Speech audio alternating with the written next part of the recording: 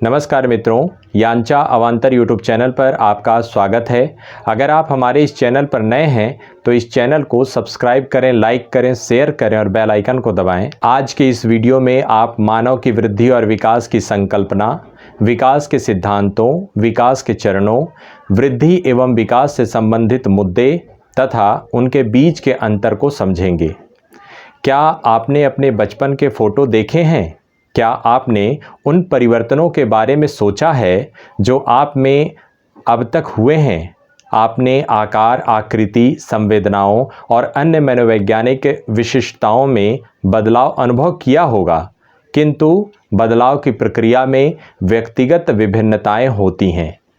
इस प्रकार बदलाव का पैटर्न व्यक्ति से व्यक्ति में भिन्न होता है, जो व्यक्ति की विशिष्टता को निर्धारित करता है। किंतु बदलाव की मौलिक प्रक्रिया एक समान रहती है, क्योंकि प्रत्येक व्यक्ति विकास के समान चरणों से गुजरता है। बदलाव मुख्यतः दो प्रमुख कारकों जैसे आनुवंशिकता और वातावरण से निर्धारित होते हैं। आप एक व्यक्ति के रूप में अपनी अद्भुत आनुवंशिकता और वातावरण से वृद्धि और विकास की यात्रा करते हैं।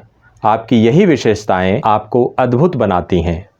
इस प्रकार व्यक्ति की अद्भुत विशेषताओं को समझने के लिए वृद्धि और विकास से संबंधित विविध संकल्पना को समझना महत्वपूर्ण है।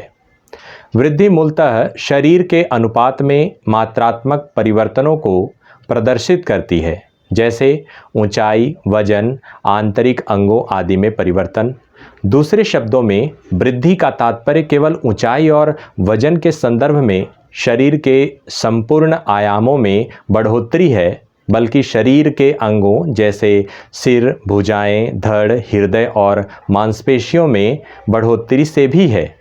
यह वृद्धि के प्रारंभिक चरण से अंतिम चरण तक बदलता है। इस प्रकार वृद्धि शारीरिक परिवर्तनों तक सीमित है, जो कि परिमाण योग्य है। आपको अवश्य जानना चाहिए कि जन्म के समय एक नवजात शिशु के विवरणों जैसे शरीर का वजन, ऊंचाई और लिंग चिकित्सा दस्तावेज में दर्ज होते हैं। वृद्धि की संकल्पना से संबंधित विविध पहलुओं को समझने के लिए आप किसी भी नवजात शिशु की किसी चिकित्सा फाइल का अध्ययन कर सकते हैं। विकास मूलतः व्यक्ति में गुणात्मक परिवर्तनों को प्रदर्शित करता है। यह व्यवस्थित संगत परिवर्तनों की एक क्रमिक श्रृंखला के रूप में परिभाषित हो सकता है। क्रमिक शब्द प्रदर्शित करता है कि परिवर्तन आगे आते हैं। व्यवस्थित एवं संगत से प्रतीत होता है कि आए हुए बदलावों और जो आगे आएंगे या उनका अनुकरण करेंगे, उनके बीच एक निश्चित संबंध है। ये बदलाव व्यक्ति में कार्यात्मक परिपक्वता लाते हैं। अतः विकास व्यक्ति में गुणात्मक परिवर्तन है, जो व्यक्ति के कार्य करने में सुधार के रूप में प्रदर्शित होता है। उदाहरण के रूप में अगर हम देखें तो यदि हम एक बच्चे की ऊंचाई और वजन मापते हैं तो हम वृद्धि की संकल्पना का उपयोग कर रहे होते हैं, किंतु जब हम कार्य करने में सुधार के संदर्भ में बात करते हैं, जैसे कलम से लिखना या वस्तुओं को ऊंचे स्थान पर रखना, तो ये परिवर्तन बच्चे में विकासात्मक प्रक्रिया को प्रदर्शित करते हैं। इस प्रकार हम यह निष्कर्ष निकाल सकते हैं कि वृद्धि एक निश्चित आयु के बाद रुक जाती है, जबकि विकास आगे जारी रहता है। अगला पॉइंट है मानव विकास के सिद्धांत कौन कौन से हैं। पहला है सततता का सिद्धांत, दूसरा व्यक्तिगत विभिन्नताओं का सिद्धांत, तीसरा क्रमबद्धता का सिद्धांत, चौथा सामान्य से विशिष्टता का सिद्धांत, पांचवां परस्पर संबंध का सिद्धांत, छठा अंतः क्रिया का सिद्धांत, सातवां दर में भिन्नता का सिद्धांत, आठवां एकीकरण का सिद्धांत और नौवां अनुमान योग्यता का सिद्धांत। अगला पॉइंट है वृद्धि और विकास के चरण।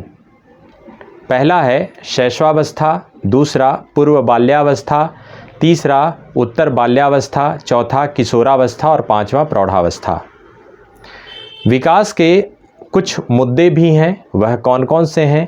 पहला है प्रकृति बनाम पोषण, दूसरा सततता बनाम असततता, तीसरा सक्रियता बनाम निष्क्रियता, चौथा सार्वभौमिकता बनाम विशिष्ट संदर्भ। अगला पॉइंट है वृद्धि और विकास में क्या अंतर है।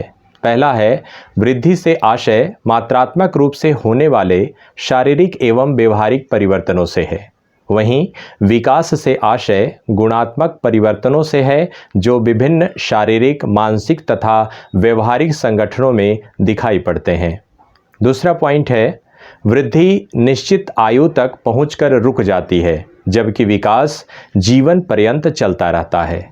तीसरा पॉइंट है, वृद्धि का अर्थ संकुचित है, यह विकास के अवयवों में से एक है। वहीं विकास का अर्थ व्यापक है, शारीरिक विकास के साथ बौद्धिक, सामाजिक तथा संवेगात्मक विकास भी होता है।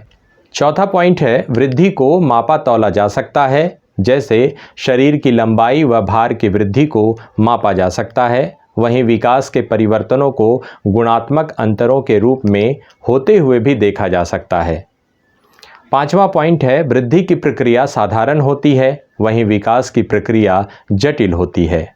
छठा और अंतिम पॉइंट है, वृद्धि एकाकी प्रक्रिया है, जबकि विकास एक बहुमुखी प्रक्रिया है।